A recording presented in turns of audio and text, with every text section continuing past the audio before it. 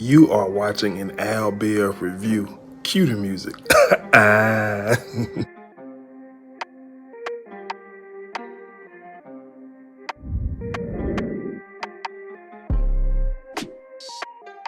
What's going on, guys? Welcome back to my channel. I'm a little late with the Ambitions recap, but I got a busy week, so I'm getting it out here. I'm gonna do the over recap on my lunch break, man. But anyways, listen.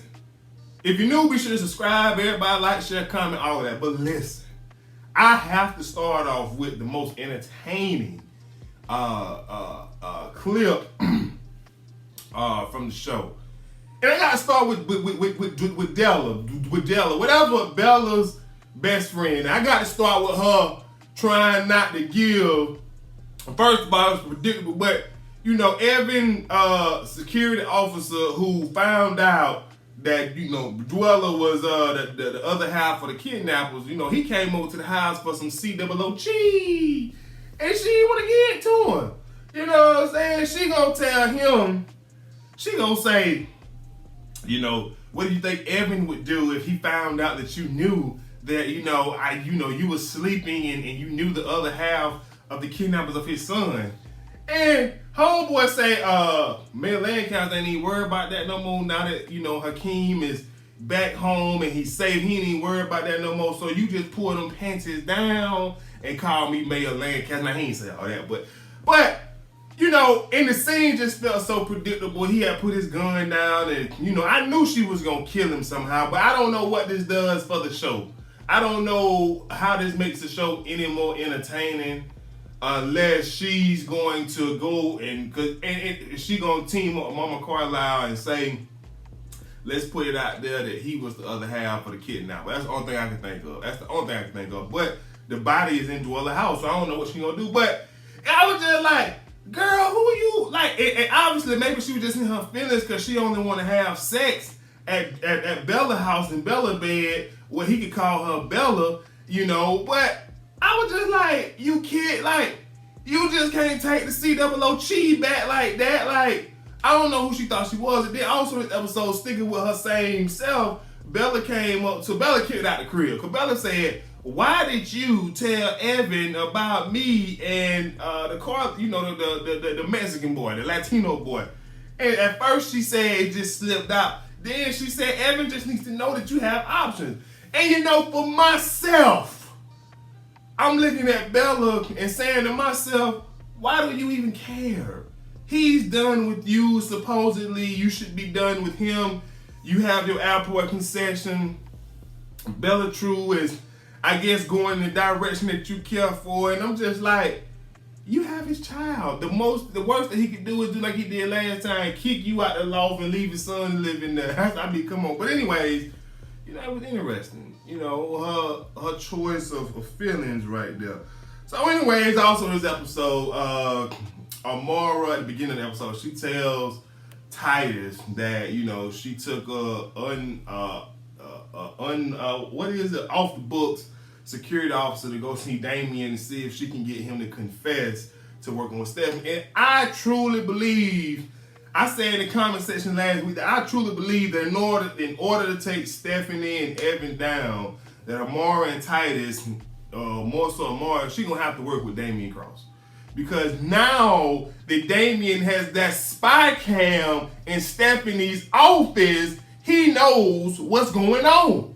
He getting some inside tea, you know what I'm saying? Some recordings and things of that nature. So, me personally, I can see that happening, especially at the end of the episode when Greg Peters came to get back with Stephanie and they have sex and Damien just watching them do the do, and Damien just sitting there like, ooh, okay, you like them little white boys. No wonder why you wouldn't give me them draws. No, but you know, I can see it. It's gonna have to happen. So, you know, that was that. Also, Daphne, I guess Greg Peters got into touch with Daphne, and Daphne went into questioning with Amara, and basically she pretty much cleared Greg Peters, but threw Mayor Lancaster under the bus.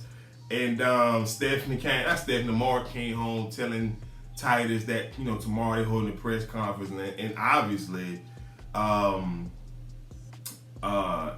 got out in front of it. So that night he went on TV and announced that Daphne is being investigated by the FBI and she's no longer employed until the investigation is over. And so, blah, blah, blah, blah, blah. That's the boring stuff. So anyways, Daddy Carlisle. Auntie Steph is pissed off at Daddy Carlisle for, allowing Greg Peters' cousin, Anicia, whatever the girl name, to kill Senior. And so Stephanie low-key kind of, wants revenge, or at least it feels that way. That and it's just guilt, because she knows she played a part in Senior's death, just as her daddy said. But, she seems to want revenge for Senior's death, and, I can't blame her. And so she real hard up about this, and so Daddy Carlisle found somebody from the hood who had stage 4 cancer to say they did it, they get to go to prison, receive all the treatment they need. But I'm going to just keep it real with you, man. To me, what don't make sense, and I've had cancer before, and don't get me wrong, I don't live on the streets. And I come from a nice home, parents, they well off, they was able to take care of your boy, but I just cannot see myself saying I will go to jail for the rest of my life for something that I didn't do just to receive treatment for cancer. Because here's the thing, they cannot deny you treatment if you have any sort of cancer. They just gonna have to bill you, but they cannot deny you treatment. The only person that can deny treatment is the actual cancer patient. Or at least that's how it was in Florida. I don't know how it is in Georgia, but I'm pretty sure it's the same. Like, they just cannot let you die. Like, say, well, you ain't got no insurance, we cannot do anything for you. But it didn't make any sense to me. But he going to jail, and I guess he gonna give the family some money. But I mean, whatever. It would have been nice if they showed a picture to see, so I could put a face to see. Okay, well, maybe he a little older. I could possibly see it. But even then, I have a hard time seeing it. So even still, Stephanie not happy about it. She wants the person that actually did it.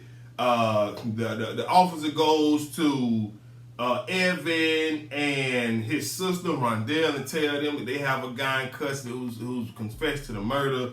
They don't believe it. Neither do Greg Peters. Greg Peters is upset about it because he tell his cousin. Greg Peters was so upset about the killing of Senior that he went to his daddy and told his daddy that his cousin has been so sloppy that now the FBI is looking into him. And so she got sent back home, and now he back in charge of Atlanta. So, to me, this is when I was hoping and wishing in the episode that Stephanie could team up with Evan to actually get Senior's real killer. How awesome would that be to see a broken marriage team up for once? Because they ain't been on the same page since the show aired. So it would have just been entertaining to see. So anyway, this episode, Titus is meeting with the Purifoy board to basically give them his recommendation about the whole lawsuit that the Carlisles and their clients have against them. And basically, Purifoy tells Titus, you better go in my favor.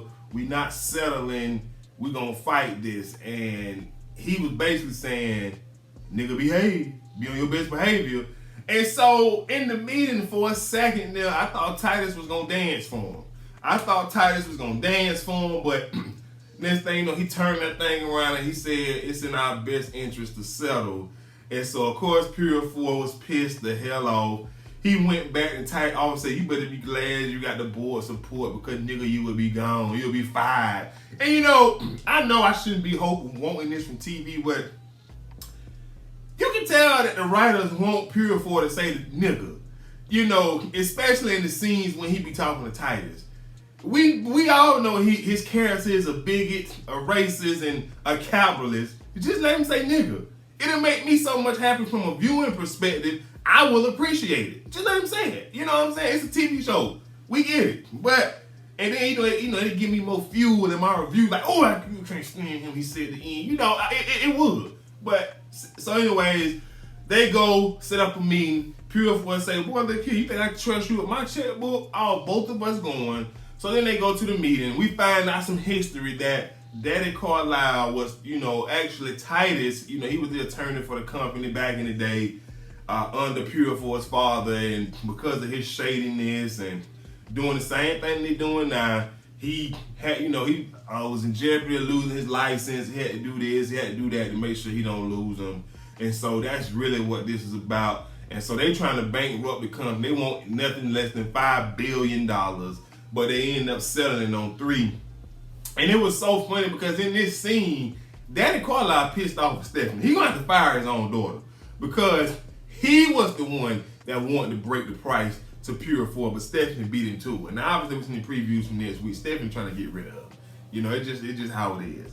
But I didn't expect that. But once again, we need Mama Carlisle in the show. And she's the only character that needs to be in the show, if I'm just being honest with you.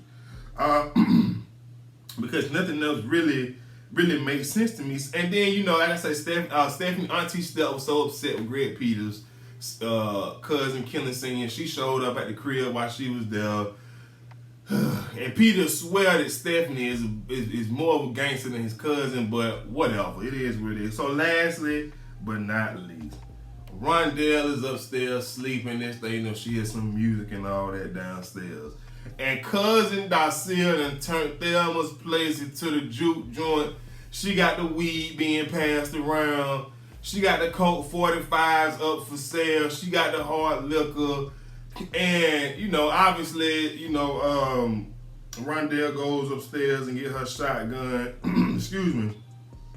Get her shotgun and run everybody off. And they having a heart-to-heart.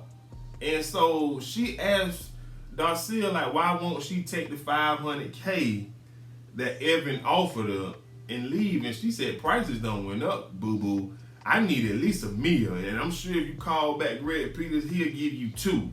And because I can't sell this place without your consent, I'm not going nowhere. I'm going to run Thelma's place however I see fit. And you know, for me, I'm interested in Darcia's storyline. I want to know what it is and why she needs $1 million. But we ultimately, we can predict this too. She ain't gonna get it. They're gonna contest the will and find out that, you know, she did something to Senior, or maybe it's just fake, or I don't know, she bribed him. I don't know, but we're gonna find out somehow or another that she did something illegal and she ain't gonna get no money. You can kind of see it coming. But that was pretty much it for this episode, man. I tried to do it as quick as possible, you know, before work. But if I missed out anything, y'all got any comments to add, y'all let me know in the comment section below. But happy Thursday. You know the vibes. I'm out of here. Peace.